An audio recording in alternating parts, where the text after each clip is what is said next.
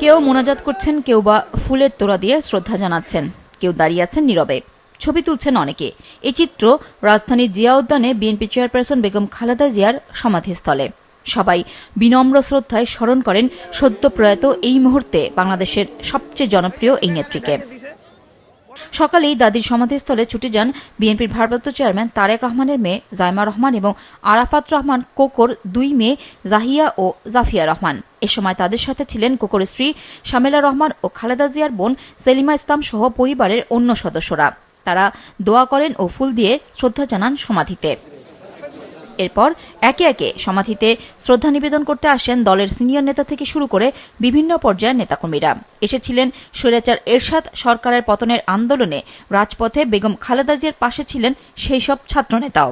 তার জানাজায় যে কোটি মানুষের উপস্থিতি এটাই প্রমাণ করে দেশটি বেগম খালেদা জিয়া ছিলেন ঐক্যের প্রতীক। বিএনপি নেতা কর্মীরা সকলে মিলে আমাদের শহীদ রাষ্ট্রপতি জিয়াউর রহমান এবং আমাদের দেশটি বেগম খালেদা জিয়ার জনগণের প্রতি যে ভালোবাসা, শ্রদ্ধা, গণতন্ত্রের প্রতি যে শ্রদ্ধা, এই শ্রদ্ধা রেখেই সে আদর্শ অনুসরণ করে আগামী দিনে এগিয়ে যাবে। এটি হলো আমাদের পেইনের জায়গাটা, এই জায়গাটা যে যখন তুমি যেটাকে এনজয় করবেন, এখন একটা কিছু করে তুললেন, সে দেশবাসী এনজয় করতেছে, ভোগ করছে, এরকম দেখতে পারলেন না। সারাদিন ভরই শ্রদ্ধা জানান দলের তরুণ মুখ। এবারে নির্বাচনে যারা প্রতিদ্বন্দ্বিতা করবেন এমন অনেকেই। এরকম নেত্রী আমরা মনে হয় বাংলাদেশে আর পাবো না, এবং তার যে নীতি, তার যে আদর্শ বাংলাদেশের পক্ষে, জনগণের পক্ষে একটা শোককে শক্তিতে পরিণত করার, আওয়াজ তোলার, অধিকার রক্ষার জন্য সকল নাগরিকের, সেই বাংলাদেশ যেন গড়তে পারি। নারীর ক্ষমতায়ন, নারী শিক্ষা, সকল কিছুর মাঝেই তো তিনি রেখে গেছেন তার কাজের ছাপ। অতএব সেটাকে সামনে রেখে আমাদের সামনের দিনে এগিয়ে যেতে হবে।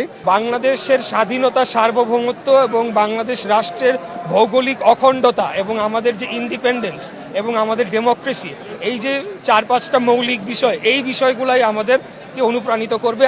বিএনপির রাজনীতি না করলেও খালেদা জিয়ার টানে কবরের মাটি ছুঁয়ে শ্রদ্ধা জানাতে এসেছিলেন দেশের বিভিন্ন প্রান্তের মানুষ। শুক্রবারের পুরো দিনটি জিয়া উদ্যান ছিল লোকে লোকারণ্য। আমার বাচ্চাদেরকে আমি চেষ্টা করি তার যে আদর্শ, তিনি যেভাবে চলেছেন সেভাবে অনুকরণ করতে। বাংলাদেশের স্বাধীনতা, সার্বভৌমত্বের একমাত্র ভ্যানগার্ড ছিলেন তিনি নিজে। তিনি কখনোই রাজনৈতিক তার যে সমস্ত লাইফ স্টাইলে কখনোই ধর্মীয় অঙ্গনে তিনি আঘাত হানেনি। এছাড়া সারা দেশে বেগম খালেদা জিয়ার রুহের মাগফিরাত কামনা করে দোয়া করা হয়। জাতীয় মসজিদ বাইতুল মোকাররমে বাদ জুমা বিশেষ মোনাজাত করা হয় বেগম জিয়ার জন্য। বাদ আসর গুলশান সেন্ট্রাল আজাদ মসজিদে বিএনপির উদ্যোগে বিশেষ দোয়া করা হয়, যেখানে উপস্থিত ছিলেন মরহুমা বেগম খালেদা জিয়ার বড় ছেলে তারেক রহমান, স্থায়ী কমিটির সদস্য থেকে শুরু করে দলের বিভিন্ন পর্যায়ের নেতাকর্মীরা। এছাড়া সারা দেশে বিএনপির বিভিন্ন ইউনিট বাদ জুমা বিশেষ দোয়া ও প্রার্থনার আয়োজন করে।